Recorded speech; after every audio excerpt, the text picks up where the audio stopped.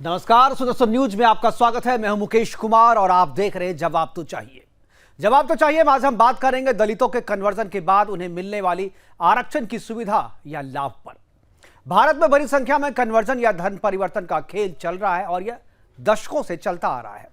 इसे रोकने के लिए कुछ राज्यों में कानून भी बनाए गए, लेकिन कानून भी इसे रोकने में कामयाब नहीं हो सका। 2007 में रंगनाथ मिश्र के नेतृत्व में बनी कमेटी ने SC/ST आरक्षण को धर्म तटस्थ बनाने के लिए सिफारिश की थी, लेकिन उन सिफारिशों को इसलिए लागू नहीं किया जा सका क्योंकि इस निष्कर्ष तक पहुंचने के लिए कोई आधार रूपी अध्ययन या कोई रिपोर्ट नहीं थी सरकार के पास।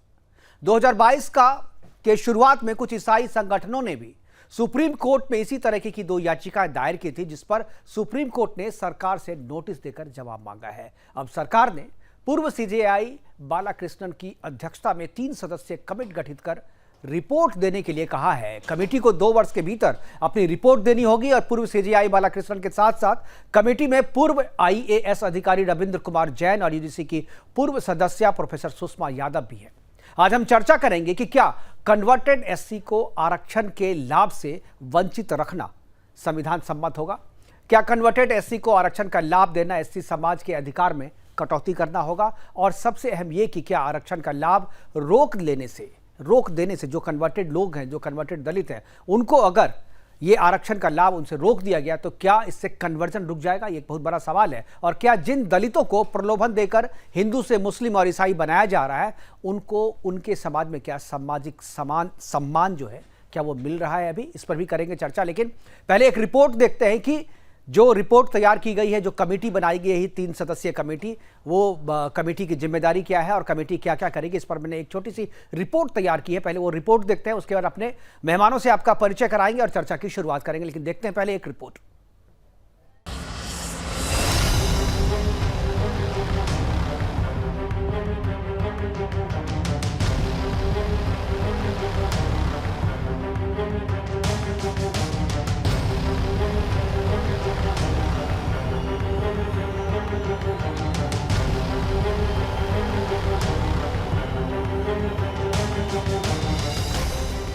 धर्म परिवर्तन कर ईसाई और मुसलमान बन गए दलितों को अनुसूचित जाति का दर्जा दिए जाने का मामला एक बार फिर से चर्चा में है। सरकार ने मामले पर गहनता से अध्ययन करने के लिए आयोग गठित किया है। केंद्र ने पूर्व प्रधान न्यायाधीश KG बालाकृष्णन की अध्यक्षता में एक आयोग गठित किया है, जो उन लोगों को अनुसूचित जाति का दर्जा देने के मामले का गहन विश्लेषण करेगा जिनका ऐतिहासिक रूप से अनुसूचित जाति से संबंध रहा है। दरअसल ये पूरा मामला SC वर्ग को मिलने वाले आरक्षण को लेकर है। ये ऐसा SC वर्ग जिनको बहला फुसला कर ईसाई और मुस्लिम में कन्वर्ट कर दिया गया, जिनकी अब जांच की जाएगी। क्या धर्म परिवर्तन कर ईसाई और मुसलमान बन गए दलितों को आरक्षण का जो लाभ उन्हें मिल रहा है, वो उन दलितों के आरक्षण अधिकार का अतिक्रमण तो नहीं कर रहा? आयोग इस बात की भी जांच करेगा कि धर्म परिवर्तित किए गए दलितों की सामाजिक और आर्थिक परिस्थितियां कितनी बदली है, क्या उन्हें अब भी आरक्षण की जरूरत है या नहीं। 2 साल में इसकी रिपोर्ट दी जाएगी, क्योंकि यह मुद्दा न सिर्फ सामाजिक बल्कि राजनीतिक रूप से भी बेहद संवेदनशील है और इसके संवैधानिक और कानूनी पक्ष भी हैं। आयोग की रिपोर्ट को संविधान और कानून की कसौटी पर कसने के बाद ही लागू किया जाएगा। Bureau report, Sudarshan news.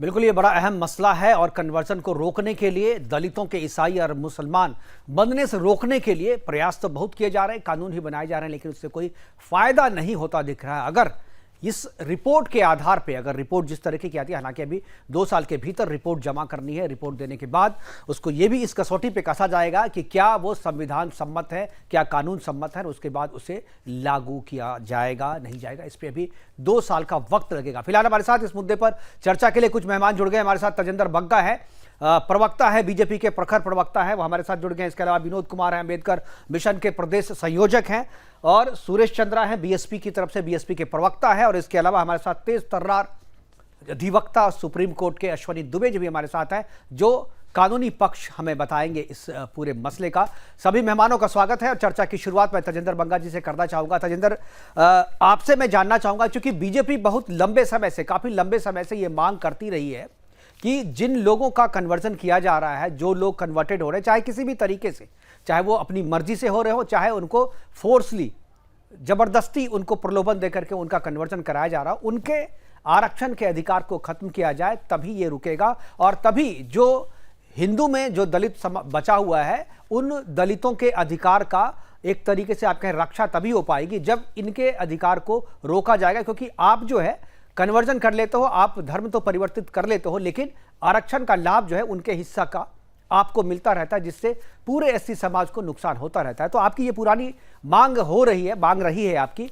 इस कमेटी के गठन पर मैं आपकी प्रतिक्रिया चाहूंगा, उसके बाद मैं अपने दूसरे मेहमानों से दूसरे पक्ष जानूंगा। मैं आपकी प्रतिक्रिया पहली।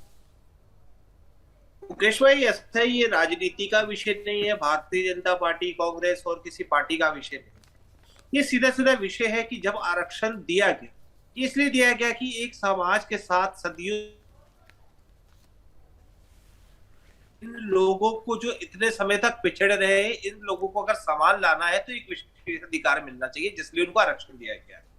लेकिन कुछ लोगों के द्वारा प्रलोभन देके, पैसा देके और ये भोले वाले गांव वाले वनवासी, उन लोगों को ये कहा गया कि अगर आप हिंदू धर्म छोड़ के हमारे धर्म में आते हो तो आपके साथ भेदभाव नहीं होगा, हमारे धर्म में जाति पाति नहीं होती है, आपको समान रूप से देखा जाएगा। इस तरीके से प्रलोभन या गलत चीजें कह के, भाषण देके कहा गया। अब जो लोग ये प्रलोभन देते हैं वो ये कहते हैं कि हमारे धर्म में कोई जाति पाति नहीं है, बराबर आ जाएंगे। अगर आप परिवर्तित होके ऐसे समाज से अगर आप मुस्लिम बन जाते हैं, ईसाई बन जाते हैं और आप कहते हैं कि अब मैं हुई नहीं एससी, अब मैं ईसाई बन गया हूं। ईसाई धर्म में क्या कोई एससी होता है? मुस्लिम धर्म में कोई एससी होता है? वो कहते हैं हमारे धर्म में कोई जात पात नहीं है, हमारे धर्म में सब बराबर है। तो जिस धर्म में आप यही कह के आप कन्वर्ट किसी को लालच देके कर रहे हो कि हमारे धर्म में कोई इस प्रकार का है ही नहीं जाति पाति, तो आप आरक्षण मांगते क्यों है? सबसे पहली बात तो ये है। और एक बात बताइए, क्या ये एससी जो हमारे समाज, जो पिछड़े समाज के लोग हैं, क्या उनके साथ अगर अन्याय नहीं होगा कि उनकी बजाय अगर दूसरे लोग उसको आरक्षण लेते हैं जो धर्म परिवर्तन कर चुके हैं? तो मुझे लगता है कि जिनको ये अधिकार बाबा साहब भीमराव अम्बेडकर ने दिया था, ये उन्हीं लोगों को अधिकार मिलना चाहिए। और कुछ लोग सिर्फ सस्ती राजनीति के लिए, जो लोग ये प्रलोभन करते हैं, वो आरक्षण ये पैसे के बदले हो चाहे किसी भी कारण से हो, वो चाहते हैं कि इस तरह की चीजें बढ़े, इस तरीके से इसलिए मांग करते हैं। बिल्कुल सही कहा आपने, प्रलोभन के आधार पे। या सबसे बड़ी बात है कि जिनके लिए बाबा साहब अम्बेडकर ने इस आरक्षण का अधिकार दिया था, उनके अधिकार में कटौती होगी अगर कन्वर्टेड लोग भी इस अधिकार को मांगते रहेंगे या उनको मिलता रहेगा। हमारे साथ विनोद कुमार जी। विनोद कुमार जी, आपकी प्रतिक्रिया क्या है? क्या आपको लगता है जो कमेटी जो बनाई गई है, क्या पहले जो मांग हो रही थी कि धर्म तटस्थ होना चाहिए कमेटी को, और ये जो आरक्षण का जो मामला है उसे धर्म तटस्थ होना चाहिए, धर्म के आधार पर नहीं देखा जाना चाहिए इसको, क्या आपको लगता है कि ये जो कमेटी बनी है, इस कमेटी की सिफारिश जो होगी वो तो 2 साल के बाद पता चलेगा, लेकिन अभी आपकी पहली प्रतिक्रिया क्या है? क्या आपको लगता है कमेटी बनाना सही एक कदम है उस दिशा में? जय अम्बेडकर जी। ये जो आरक्षण का विषय है, जो दलित से मुस्लिम बनते हैं, ईसाई बनते हैं, ये अब एक नया प्रकार लाए हैं। नया प्रकार ये है कि ईसाई तो बन रहा है, वो ईसाई बनने के बाद, आवाज नहीं आ रही? जी जी आ रही, आप बोलते रहिए आप। ईसाई बन तो जा रहा है वो, लेकिन अपने नाम को बदल नहीं रहा, अपना नाम को मोह नहीं रख रहा है, अपना नाम को शो नहीं रखता है, अपने नाम को कमली देवी रखता है वो, और ईसाई बन गया, पूजा पद्धति वही कर रहा है वो, और ईसाइयों के ही चर्च में जा रहा है, मुस्लिमों के मस्जिद में जा रहा है, लेकिन वो अपना नाम वैसा का वैसा ही है। लेकिन ये षड्यंत्र के प्रारूप करके, षड्यंत्र को बनाकर, और ईसाई बढ़ रहा है, मुस्लिम बढ़ रहा है तो वो एसी के नाम पर ही, लेकिन उसकी पूजा पद्धति, उसका धर्म बदल गया, जिससे उसकी आइडेंटिटी छुपाकर, और हम एसी के लोग ही बने हुए हैं, आरक्षण का लाभ लेंगे, लेकिन हम पूजा पद्धति में ईसाई और मुसलमान बढ़ रहे हैं। इसकी आइडेंटिटी फिक्स करना चाहिए। अगर वो ईसाई है तो इसकी आइडेंटिटी क्या है भाई? मुसलमान गठबंधन का तो इसकी आइडेंटिटी क्या है? समाज में उसको कैसे पता पड़ेगा? बिल्कुल कि वो बिल्कुल मुसलमान बन आइडेंटिटी गया, या आइडेंटिटी ईसाई बन लोगों के गया। सामने आना चाहिए। मुझे लगता है जो कमेटी जो है आइडेंटिटी लोगों के सामने बिल्कुल नहीं आएगी जब तक उसको क्लियर कैसे करेंगे हम लोग। बिल्कुल बिल्कुल बिल्कुल आपने सही ये कहा। आइडेंटिटी ये एक अलग मसला है। मुझे लग रहा है कि इस पे तो बात होगी, लेकिन मुझे लग रहा है कमेटी इस बात पे भी विचार करेगी उसकी आइडेंटिटी कैसे लोगों हाँ। के सामने आए और कन्वर्टेड लोगों और को बाबा वो साहब- क्या बाबा वो साहब सामाजिक अम्बेडकर ने- सम्मान मिल पा रहा है जिस सामाजिक बाबा सम्मान साहब के लोभ में वो अम्बेडकर वहां पर ने- गए हैं, बाबा इस बात साहब की भी अम्बेडकर ने- बिल्कुल इस बात की भी जांच करेगा और इस बात पे भी रिपोर्ट जो है कमेटी देगा। एक मिनट एक 2 सेकंड और लूंगा मैं आपकी। जी बाबा साहब अम्बेडकर ने ये जो आरक्षण है वो पिछड़े लोगों के लिए बनाया था, उनको एक कदम आगे बढ़ाने के लिए। असमानता के कारण वो असमानता से प्रताड़ित हो रहे थे, इसलिए उनको एक आरक्षण दिया गया। अब वो ईसाई और मुस्लिम ये मानते हैं कि हमारे कोई असमानता नहीं है, हमारे कोई छुआछूत नहीं है, तो उनको आरक्षण की क्या आवश्यकता है ये बताइए। बिल्कुल वो यही क्यों बात आरक्षण ले रहे हैं? यही बात तजेंद्र बग्गा भी कह रहे हैं और बीजेपी का भी ये स्टैंड है कि और एक विषय और अगर मैं आप बता रहा उस हूं सोसाइटी आपको- में जा रहे हैं और इसलिए जा रहे हैं कि वहां छुआछूत नहीं है, तो आपको भाई ठीक है, आपका अपलिफ्टमेंट हो रहा है, अपग्रेडेशन आपका हो रहा है, तब आरक्षण का लाभ आप छोड़ दीजिए। और इसी बात को ही जांच करने के लिए कमेटी बनाई गई है। कमेटी ये रिपोर्ट देगी कि जिस प्रलोभन के आधार पे वहां पर कन्वर्जन कराया गया है, क्या उसी तरीके का सामाजिक सम्मान उन लोगों को मिल रहा है या नहीं मिल रहा है, इस पर नहीं, रिपोर्ट उनको- देगी। अरे भाई, बिल्कुल हमारे साथ विषय सुरेश ये चंद्रा जी हैं, है, बीएसपी के बात- प्रवक्ता है। मुझे एक लगता है मिनट और मैं लूंगा। कि दलितों के एक वोट पर विषय- राजनीति करने वाली एक पार्टी विषय और बीएसपी लूंगा। है और इसी के आधार ठीक है, अब मैं आऊंगा आपके पास। हमारे साथ सुरेश चंद्रा जी हैं। सुरेश जी, मैं आपकी प्रतिक्रिया मैं चाहूंगा और आपको क्या लगता है कि यह जो पूरा मसला है, क्या सिर्फ राजनीति के कारण, क्या वोट बैंक हासिल करने या अपना वोट बैंक पुख्ता करने के लिए ये सारी चीजें की जा रही है, या सही में कोई पार्टी जो दलितों का सही में चाहती है कि उसका सम्मान हो, उसका उत्थान हो और उसको समाज में वो जगह मिले जो वो डिजर्व करती है? देखिएगा, वैसे तो मैं साधारण कार्यकर्ता हूं बसपा का। हाँ ठीक है, कोई बात नहीं जी। लेकिन ये तो हमारा मूल जो एजेंडा था सामाजिक परिवर्तन वाला, सामाजिक परिवर्तन आर्थिक मुक्ति आंदोलन, तो उसमें से सामाजिक परिवर्तन वाली बात है ये। लेकिन जो अभी आपने कहा, मैं आपसे रजामंद हूं कि ये केवल जो अब हो रहा है, जब 18 साल में कुछ नहीं हुआ 2004 से 2007 में रिपोर्ट आ गई, 15 साल में कुछ नहीं हुआ, तो इस तरह के उससे भी कोई लाभ नहीं होने वाला है। और जहां तक किसी मान सम्मान और स्वाभिमान की बात है, तो वो तो मेरे दलित समाज को, जिसको कभी अछूत कहा गया, अछूत तो बिजली का तार होता है, लेकिन इनकी समझ में नहीं आ रहा। जिनको हरिजन कहा गया, हरिजन शब्द देकर के गाली दी गई, उनकी समझ में नहीं आ रहा। उनको अपने पुरखे, पूर्वज, बाबा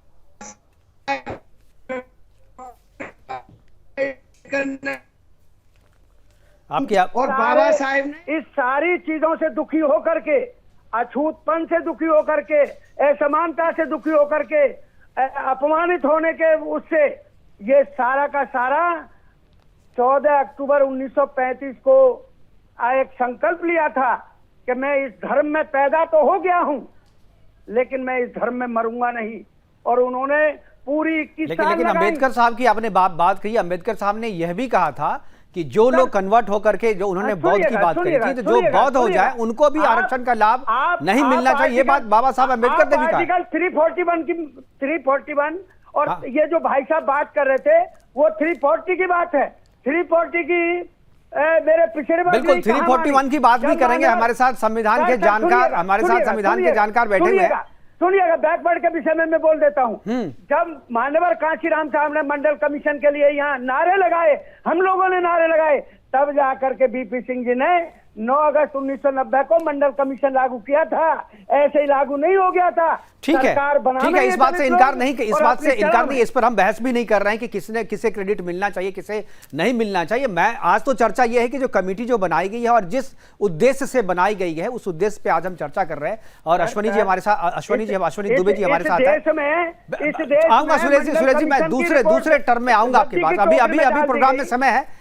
एक बार अश्वनी दुबे जी को सुनते हैं, संविधान के जानकार हैं और वरिष्ठ अधिवक्ता है सुप्रीम कोर्ट के। अश्वनी जी, ये जो पूरा मसला है आकर के आखिर में फिर से वो कानून की कसौटी पे ही कसा जाएगा। क्या आपको लगता है आर्टिकल 341 जो है, क्या वो इस रास्ते से जा करके ये कानून लाया जा सकता है, या जो अधिकार दिया गया है संविधान में दलितों को क्या कन्वर्जन करने के बाद वो अधिकार खत्म हो जाना चाहिए? क्या यह संविधान सम्मत होगा? जो चीजें, जिस बात को लेकर के कमेटी बनाई जा रही है, हालांकि बहुत लोग ये भी कह रहे हैं कि ये कमेटी इसलिए बनाई जा रही है ताकि जो 2007 में जो रंगनाथ मिश्र की जो रिपोर्ट थी उसमें जो आधार बनाया गया था कि इसमें किसी रिपोर्ट के आधार पे ये नहीं कहा गया है कि इसे धर्म तटस्थ होना चाहिए, उस आधार को तैयार करने के लिए ये रिपोर्ट तैयार की जा रही है। तो हो कुछ भी सकता है, कंक्लूजन होगा उसके बाद हम चर्चा करेंगे। लेकिन अभी जो लगता है, क्या आपको लगता है कि ये कन्वर्जन रोकने की दिशा में बढ़ाएगा एक कदम है? पर देखिए, जब होम मिनिस्टर राजनाथ सिंह ने 15 जनवरी 2019 को उन्होंने मास रिलीजियस कन्वर्जन को लेकर के कहा कि अगर कोई रिलीजन अपने चॉइस से एक्सेप्ट करता है तो वो उसकी अपनी पर्सनल चॉइस है, लेकिन mass conversion matter of concern है भारत के लिए भी और दुनिया के हर देशों के लिए। बिल्कुल। अगर आप एक हिंदू तो हिंदू रहिए, एक मुस्लिम है तो मुस्लिम रहिए, क्रिश्चियन है तो क्रिश्चियन रहिए, सिख है तो सिख रहिए, बौद्ध है तो बौद्ध रहिए, लेकिन आप कन्वर्ट क्यों करना चाहते हैं? दूसरा, सारे छयों के छयों क्रिश्चियनिटी के सेक्ट भारत में हैं, 72 के 72 इस्लाम के सेक्ट्स भारत में हैं, बुद्धिज्म के जितने सेक्ट्स हैं वो भारत में, और दलाई लामा कौन है ये बताने की मैं आवश्यकता नहीं समझता किसने उनको शरण दी। जी। तीसरा, सबसे बड़ा रंगनाथ मिश्रा कमेटी की बात किया आपने।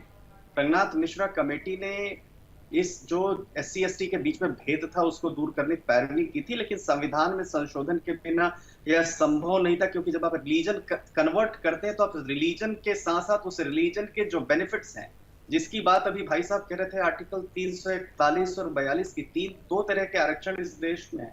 एक आरक्षण जो कॉन्स्टिट्यूशनल आरक्षण है, जो आर्टिकल 341 और 42 करता है, जो SC/ST को मिलता है जी। एक आरक्षण स्टैट्यूटरी है जो स्टेट गवर्नमेंट, जैसे OBC रिजर्वेशन हो गया, जिसकी बातें भाई साहब कह रहे हैं हमने लड़ करके नीति सिंह से करवाया। तीसरा सबसे बड़ा जो बार बार एक बात आती है, वो आती है कि बाबा साहब भीमराव अंबेडकर ने, बाबा साहब भीमराव अंबेडकर और उनके अलावा कॉन्स्टिट्यूशन कमेटी में जितने भी लोग थे, ड्राफ्ट कमेटी में, किसी ने भी इस बात की पैरवी नहीं की कि आजन्म जो है ये आरक्षण रहता रहे। बिल्कुल, 10 साल के लिए प्रावधान था। बिल्कुल। नहीं, गलत संदेश न पारित करें, गलत संदेश पारित ठीक है, बात पूरी करने दीजिए, आएंगे आपके पास। जी, 2 तरह का था। ठीक है, आप बोलिएगा जी, अश्वनी जी। आरक्षण की ग्रीड तो उससे कुछ उत्थान तो हुआ नहीं, उसकी ग्रीड बढ़ती गई। 50% सुप्रीम कोर्ट ने लाइबिलिटी फिक्स की, उसको भी बढ़ाकर कहीं राज्यों में 67% कर दिया गया, कहीं राज्यों में 73% कर दिया गया। तो जो बेसिक ऑब्जेक्ट था सुप्रीम कोर्ट का, इंदिरा साहनी की जजमेंट का, उसको भी वायलेट किया। अब ये जो भाई साहब कह रहे हैं, इन भाई साहब को एक बताना चाहूंगा कि भारत के संविधान का अनुच्छेद 25 प्रोपोगेशन ऑफ धर्म की बात करता है, अधर्म के प्रोपोगेशन की बात नहीं करता, रीति की बात करता है, कस्टम की, प्रथा की बात करता है, कुरीति की बात और कुप्रथा की बात नहीं करता है। लेकिन जब आप जादू के बल पर, जब आप किसी को लालच देकर, जब आप किसी को छुआ, अनटचेबिलिटी खत्म हो गई। और बाबा साहब अंबेडकर को किसने पढ़ाया, किसने आगे बढ़ाया, ये बताने की भी आवश्यकता नहीं। बड़ौदा महाराज ने पढ़ाया, बड़ौदा ये हिस्टोरिकल फैक्ट है। बिल्कुल। और इस बात को जो ये कह रहे हैं, उसके अलावा बाबा साहब अंबेडकर ही अकेले संविधान नहीं लिखे थे, ये भी मैं बड़ी शिद्दत के साथ कहना चाहूंगा। पूरी एक संविधान सभा थी, बिल्कुल, ड्राफ्टिंग कमेटी के चेयरमैन थे वो। बिल्कुल, कलाम आजाद भी उसमें थे। और ठीक है, लेकिन सर हम क्रेडिट पे बात ना करें, हम जो चर्चा कर रहे हैं उस पे करें।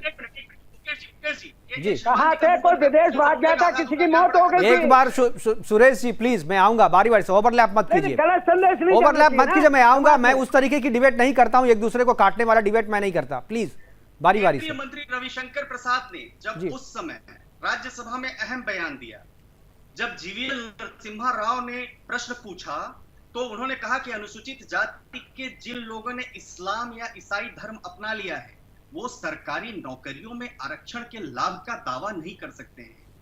और यही नहीं, ये लोग संसद और विधानसभा के लिए आरक्षित सीटों पर भी चुनाव लड़ने के योग्य नहीं माने जाएंगे। हिंदू, सिख और बौद्ध मतावलंबी अनुसूचित जाति के लिए आरक्षित सीट चुनाव लड़ने के पात्र होंगे। और एक बात और बताना चाहूंगा मैं, आजादी से पहले भी बहुत सारे जो प्रिंसली स्टेट थे, कौन सा? रायगढ़ स्टेट में रायगढ़ स्टेट कन्वर्जन एक्ट 1936 था, सरगुजा स्टेट अपोस्टे एक्ट 1945 था, और बीकानेर, जोधपुर, कालाहांडी, कोटा, सबने लॉ इनेक्ट किया था, उसकी चर्चा क्यों नहीं करते? बिल्कुल। आइडिया क्या था? बिल्कुल, बिल्कुल। रिलीजियस कन्वर्जन जो राज्यों में हो रहा था। बिल्कुल, बिल्कुल। इसमें एक सवाल और है, मैं बग्गा जी के पास जाऊंगा। बग्गा जी, एक सवाल ये और है कि अभी जो ये दलितों के आरक्षण की बात हो रही है और दलितों के आरक्षण को संरक्षित करने की बात है, इनफैक्ट ये जो कमेटी बनाई गई है कि ताकि ये भी माना जा रहा है कि जो कन्वर्ट होकर के चले गए हैं दूसरे धर्म में, वो अगर इसका फायदा उठा रहे हैं तो उनको नुकसान हो रहा है, उनको सही सम्मान नहीं मिल पा रहा। एक चीज, इसका एक रास्ता ये भी था कि आप है जो चल रहा है वो चल रहा है, अभी भी 2 साल का वक्त लगेगा, कमेटी रिपोर्ट देगी, रिपोर्ट के बाद उस पर अमल किया जाएगा, लागू कब होगा नहीं होगा, ये एक लंबा प्रोसेस है। इस बीच में कर्नाटक में जो और जो एससी के रिजर्वेशन को 2% से 4% बढ़ाने की मांग की जा रही थी, उसे मान लिया गया है। क्या आपको लगता है कि ये फार्मूला जो है पूरे देश में भी सरकार चाहे तो, बीजेपी चाहे तो लागू कर सकती है और दलितों के आरक्षण को बढ़ा करके, मान लीजिए जब तक ये फैसला नहीं हो, हालांकि अगर ये फैसला हो जाता है तो फिर इसकी जरूरत नहीं पड़ेगी, लेकिन जब तक ये फैसला नहीं हो जाता जिस तरीके से कर्नाटक में किया गया, क्या आपको लगता है कि ये चीजें आगे भी होनी चाहिए?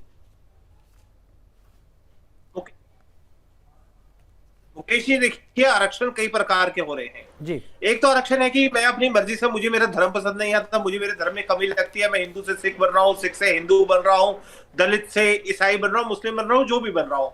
लेकिन आजकल तजेंद्र भाई देखिए, मैं सिख और हिंदू में कोई भेद नहीं करता, मैं दोनों को हिंदू ही मानता हूं और हमारे संविधान की आर्टिकल 25B में जो है, मुझे लगता है कि इसे हिंदू धर्म का ही पार्ट बताया गया है, पंथ है।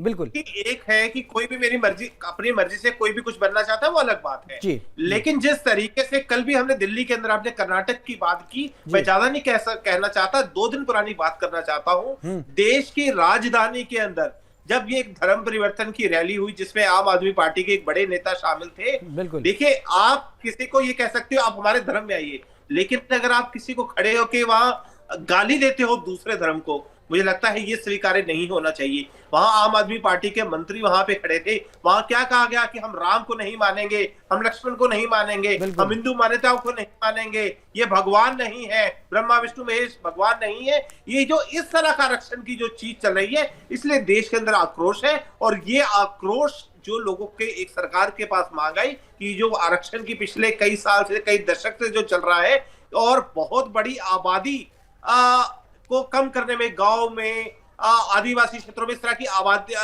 जो पिछड़े इलाके मास कन्वर्जन हो रहा है। और बिहार से तो एक खबर, बिल्कुल, बिहार से तो ये जो कल की आपने, बिल्कुल मैंने दिखाई थी कल, और मैक्सिमम वही लोग थे जी जो पिछड़े इलाकों से आते हैं, उनको गुमराह किया जाता है और वहां हिंदी देवी देवताओं को गाली दी जाती है। इसलिए कमेटी का गठन हुआ और जो भी सच्चाई होगी वो आप लोगों के सामने आ जाएगी। उस कमेटी के आधार पर जो भी फैसला होना वो होगा। जी जी। बताइए सुरेश जी, अब आपको जवाब देना चाह रहे थे, आप कह रहे थे कि नहीं, एक तरीके का आरक्षण परमानेंट 10% जो है वो 10 साल के लिए नहीं, परमानेंट था, जो आप जवाब देना चाहते हैं दीजिए। मुकेश जी, मैं जिक्र कर रहा हूँ जी। एक तो 10 साल के लिए आरक्षण था, that is called political reservation. दूसरा है सोशल रिजर्वेशन, जिसका आधार जातीयता को माना गया कि भाई जहां पर अवसर नहीं मिलते थे, प्रतिनिधित्व नहीं मिल रहा था, समानता का अधिकार नहीं मिल रहा था, एक उस तरह का है। 2 तरह के आरक्षण थे, तीसरे का मैं जानता नहीं। दूसरे, जहां तक ये कहा कि भाई अपनी मर्जी से तो देखिएगा कोई नहीं जाता किसी के दूसरे धर्म में, कहीं ना कहीं मजबूरी होती है। और फिर अगर हिंदूवाद का दलित, हिंदू का दलित छिद्दा सिंह अगर सिख धर्म में जाकर के सरदार छेदी सिंह बन जाता है और वही इस्लाम धर्म में जाकर के सुराग अली बन जाते हैं और वही ईसाइयों में जाकर के मिस्टर होल बन जाते हैं, तो वो होल के आप होल ये मिक्स कर रहे हैं, आप मिक्स कर रहे हैं। मुझे लगता है कि जब बाबा साहब अम्बेडकर की बात कर रहे हैं, आप आरक्षण की बात कर रहे हैं, तो आप आरक्षण में जो मूल जो संविधान है उसमें ये कहा गया है कि अगर कोई हिंदू, अगर कोई हिंदू धर्म परिवर्तन करता है या उसमें हिंदू, जैन, सिख और बौद्ध को एक रखा गया, तो अगर वो जैन बनता है, बौद्ध बनता है, सिख बनता है, तो उनका आरक्षण रहेगा। ये अम्बेडकर जी का ही जो संविधान जिसकी बात करें उसी संविधान में लिखा हुआ है। लेकिन अगर वो इस्लाम, इसीलिए पंथ की बात करें, देखिए ये सारे आपको धर्म में और पंथ में फर्क जानना होगा, तभी आप इस बात को डिस्टिंक्ट कर पाएंगे। आप स्वीकार रहा हूँ, इस देश में 4 धर्म बने, सिख धर्म यहाँ की पैदाइश है, जैन धर्म यहाँ की पैदाइश है, धर्म और पंथ में आपको अंतर करना चाहिए, मैं वही बात कर रहा हूं। और इस पे बात करेंगे, बहुत लंबी बात हो जाएगी, किसी कंक्लूजन पे पहुंच नहीं पाएंगे। आज का जो डिस्कशन है वो इस आधार पे है, और इसलिए मैं कर रहा हूं कि जो दलितों के आरक्षण में सेंधमारी हो रही है वैसे लोगों की जो इसको डिजर्व नहीं करते, जिन्होंने अपना धर्म परिवर्तन कर लिया है। भी देना प्रतिनिधित्व शब्द है सही मायने में। हाँ। आरक्षण तो ये बाद बाकी वो है। और जो अभी ये रैली की बात कही, उन लोगों को कुछ करना धरना नहीं है। वो आपका पहला जो शब्द कि भाई राजनीतिक क्षेत्र में लाभ उठाने का काम है क्या ये, तो वो भी रैली भी ऐसी, और ये जो आदेश हो रहे हैं ये भी ऐसे ही, क्योंकि उनको करना नहीं आया। बहुजन समाज पार्टी ने उत्तर प्रदेश में सरकार चलाई, बौद्ध विहार बने और जिलों के नाम बदले संत महापुरुषों के नाम पर, और तथागत गौतम बुद्धा की धम्म की बात आई। लेकिन आपके बीएसपी के काल में भी कन्वर्जन आप नहीं रोक पाए, कन्वर्जन, मास कन्वर्जन। और आप जो उत्तर प्रदेश या उत्तर भारत में देख रहे हैं, समस्या वही नहीं है। समस्या असल जो है दक्षिण भारत की है। और दक्षिण भारत में जिस तरह से ईसाई मिशनरियां जिस तरीके से काम कर रही है, मैं वापस बग्गा जी के पास जाऊंगा। बग्गा जी, क्या आप, एक मिनट, ठीक है, मैं आ रहा हूं, मैं वापस आऊंगा आपके पास। बग्गा जी, क्या आपको लग रहा है कि दक्षिण भारत में जिस तरीके से ईसाई मिशनरियां काम कर रही है और बड़े लेवल पे कन्वर्जन करा रही है, और अचानक आपको पता चलता है साल के बाद, 2 साल के बाद, ये पूरा का पूरा गांव, पूरा का पूरा इलाका जो है वो ईसाई हो गया, जो यहाँ हिंदू पॉपुलेशन था वो कन्वर्ट करा दिया गया और किसी को पता नहीं चलता है। क्या आपको लगता है कि ऐसे चीजों को, ऐसे मास कन्वर्जन को रोकने के लिए इस तरीके की चीजें, एक कानून बनना, क्योंकि कन्वर्जन रोकने के लिए तो कानून पहले से है लेकिन वो उतना कारगर नहीं है क्योंकि उसमें आरक्षण का मसला नहीं है। अगर आरक्षण की बात अगर उन लोगों से छीन ली जाए, अगर उन लोगों के पास ये रहा कि अगर हम कन्वर्जन करेंगे तो संविधान में जो सुविधाएं आरक्षण की मिली हुई है वो मुझे नहीं मिलेगा, तो शायद ये कन्वर्जन रुक जाए। क्या आपको लगता है कि इस लिहाज से इसको देखना चाहिए, केवल दूसरा कोई एंगल इसमें नहीं देना चाहिए? बग्गा जी।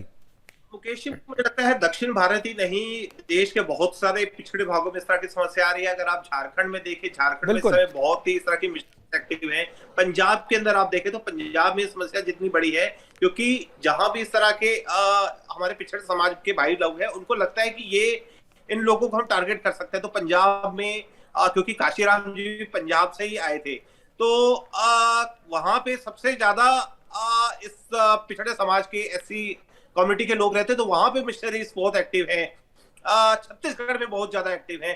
तो जहां भी उनको लगता है कि ये हम इनको कन्वर्ट कर सकते हैं, विदेशों से पैसा आता है और पैसे के बल पे इस तरह से कन्वर्शन करते हैं, तो देश के किसी भी भाग पे उसको रोकने के लिए जो भी कदम उठाए जा सकते हैं, जो भी उस कानून को कड़ा किया जा सकता है, उसको केंद्र सरकार करेगी और उसको रोकने के लिए हर संभव प्रयास करेगी, और जितनी कड़ी सजा भी हो सकती है वो भी करने का प्रयास करेगी। बिल्कुल। अश्वनी जी, क्या आपको लगता है कि कानून बना करके इसका समाधान नहीं किया जा सकता, इसलिए अब जो है कानून में संशोधन ही एकमात्र रास्ता, या कानून आपको लगता है कि अभी भी कानून, जो कन्वर्जन कानून में कुछ चेंजेस कर दिए हैं, कुछ अमेंडमेंट करके इसको रोका जा सकता है और इसकी कोई जरूरत नहीं हो? देखिए, 2-4 बातें आपको समझना पड़ेगा कि सुप्रीम कोर्ट की जितनी भी जजमेंट्स है, सुप्रीम कोर्ट की जजमेंट्स का पर्सनल चॉइस और मास कन्वर्जन के बीच में डिफरेंस किया है। राम गोपाल त्रिपाठी की केस रहा, बड़ा लीडिंग केस रहा। राम गोपाल त्रिपाठी के केस में भी कोर्ट ने कहा कि मैं गैदरिंग अगर होती है मिसलीड करने के लिए लोगों को, फॉल्स और अनटेलेबल क्लेम होते हैं, तो और जो ल्योर करते हैं लोगों को, इग्नोरेंट मास को, जिनको पता नहीं होता किसी न किसी तरह से, वो जो है वो रुकना चाहिए, वो डिसीटफुल कन्वर्जन है। दूसरा, आपने कहा कि लॉ की बात आपने की, निश्चित तौर पर लॉ इसलिए भी बदलना चाहिए क्योंकि बाबा साहब अंबेडकर ने भी उस समय ये बात कही थी। आरक्षण के मुद्दे पर बनी कमेटी भी इस व्यवस्था के खिलाफ थी, और यही वजह है कि कमेटी के रिपोर्ट के आधार पर जब दिसंबर 1949 में धारा 292 और 94 के तहत मतदान कराया गया, तो उस वक्त 7 में से 5 वोट आरक्षण के खिलाफ पड़े थे। मौलाना आजाद, मौलाना हिफुजुर रहमान, बेगम एजाज रसूल, तजम्मुल हुसैन, हुसैन भाई लालजी ने आरक्षण के विरोध में मतदान किया था, और इसीलिए किया था क्योंकि आने वाले दिनों में आरक्षण पर राजनीति होगी, और इसीलिए अंबेडकर ने कहा था कि आरक्षण का मतलब बैसाखी नहीं, सहारा है। डॉक्टर भीमराव अंबेडकर ने खुद संविधान बना। बिल्कुल। लेकिन अश्वनी जी, बात तो आपने बहुत सही की, लेकिन आज हम आरक्षण को खत्म करने या नहीं करने पर चर्चा नहीं कर रहे हैं। आज हम चर्चा कर रहे हैं कि दलितों के आरक्षण का जो लाभ उनको संविधान ने जो दिया है, उसमें ये सेंधमारी हो रही है। जो कन्वर्ट हो गए हैं और कन्वर्टेड जो दलित हैं, जो ईसाई और मुस्लिम बन गए हैं या उनको बना दिया गया है, उनको अगर आरक्षण का लाभ मिलता रहा तो ये जो हिंदू दलित हैं उनके अधिकार का हनन होगा, उनके अधिकारों में सेंधमारी होगी, और उसको रोकने की मांग जो है काफी पहले से बीजेपी करती रही है कि भाई अगर आप कन्वर्ट हो गए हैं तो ठीक है, आप कन्वर्ट हो जाइए, लेकिन आप जो है आरक्षण का लाभ छोड़ दीजिए, उन्हें आरक्षण का लाभ नहीं मिलना चाहिए। इस पे चर्चा होगी और इस पे कमेटी बनाई गई है। मुझे लगता है कि जब तक कमेटी की रिपोर्ट आ नहीं जाती है, क्या वो कमेटी रिपोर्ट देती है, इसके बाद जो है एक दूसरी बहस जो है और एक शुरू होगी। लेकिन चूंकि आज कमेटी की रिपोर्ट आई है, जो कमेटी बनाई गई है, इसलिए आज हमने ये चर्चा शुरू की थी। हमारे साथ जुड़ने के लिए अश्विनी जी आपका, तेजेंद्र बग्गा जी आपका, विनोद जी आपका, सुरेश जी आपका बहुत बहुत धन्यवाद। आप जुड़े और अपनी महत्वपूर्ण बातें हमारे साथ साझा की है। लेकिन जो चर्चा चल रही थी पहले से कि आरक्षण का लाभ उन्हीं को मिले जो डिजर्व करते हैं, लेकिन अगर आपको आरक्षण जिस कैटेगरी में मिला हुआ है उस कैटेगरी से बाहर आप किसी भी तरीके से जाते हैं, खासतौर पे अगर आप कन्वर्ट होते हैं, तो आपको आरक्षण का लाभ मिले या ना मिले, इसके लिए इसे डिसाइड करने के लिए कमेटी बनाई गई है। और कमेटी ये डिसाइड करेगी कि अब मिलना चाहिए नहीं मिलना चाहिए तो टेक्निकल मसला है, लेकिन ये भी डिसाइड करेगी कमेटी कि जिस प्रलोभन के आधार पे आपने धर्म परिवर्तन किया था, जिस अच्छे समाज का सपना दिखा करके आपको कन्वर्ट करा दिया गया था, क्या वो सपना आप वहां जा करके पूरा हो रहा है, नहीं हो रहा है, इस बात पे भी चर्चा होगी और उसकी एक विस्तृत रिपोर्ट आएगी और उस रिपोर्ट के आधार पे यह तय होगा कि जो हिंदू दलित है उनके अधिकारों को कोई अंदर आकर के हनन तो नहीं कर रहा है, कोई उसमें सेंधमारी तो नहीं कर रहा है, और यह भी इससे डिसाइड होगा कि कन्वर्ट कर लेने वाले मुसलमान और ईसाइयों को दलित का आरक्षण दिया जाए या नहीं दिया जाए। अभी के लिए इतना ही, दीजिए इजाजत, नमस्कार।